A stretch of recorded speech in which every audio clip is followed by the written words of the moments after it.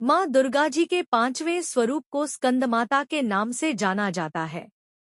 ये भगवान स्कंद, कुमार कार्तिकेय नाम से भी जाने जाते हैं। ये प्रसिद्ध देवासुर संग्राम में देवताओं के सेनापति बने थे।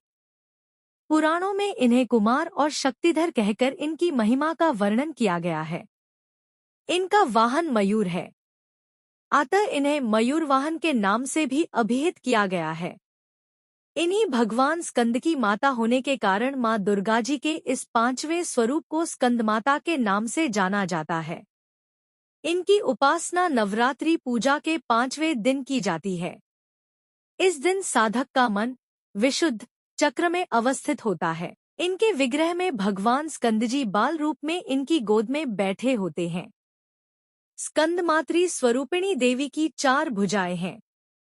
ये दाहिनी तरफ की ऊपर वाली भुजा से भगवान स्कंद को गोद में पकड़े हुए हैं और दाहिनी तरफ की नीचे वाली भुजा जो ऊपर की ओर उठी हुई है उसमें कमल पुष्प है।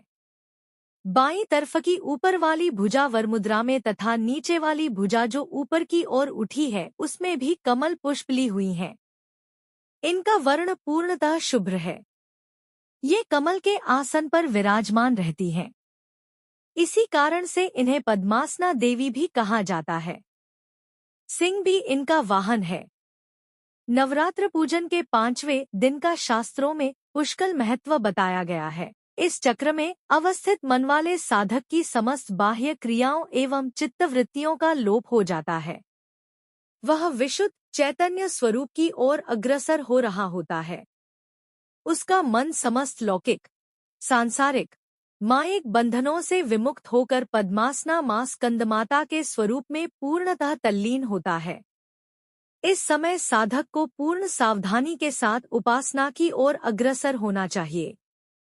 उसे अपनी समस्त ध्यान वृत्तियों को एकाग्र रखते हुए साधना के पथ पर आगे बढ़ना चाहिए। मां स्कंदमाता की उपासना से भक्त की समस्त इच्छाएं पूर्ण हो जाती हैं। इस मृत्युलोक में ही उसे परम शांति और सुख का अनुभव होने लगता है।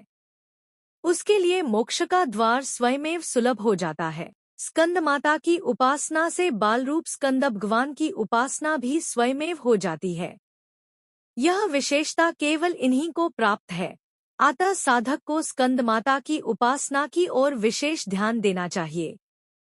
सूर्यमंडल की अधिष्ठात्री देवी होने के कारण इनका उपासक अलौकिक तेज एवं कांति से संपन्न हो जाता है। एक अलौकिक प्रभामंडल अदृश्य भाव से सदैव उसके चतुर्दिक परिव्याप्त रहता है। यह प्रभामंडल प्रतिक्षण उसके योगक्षेम का निर्वहन करता रहता है।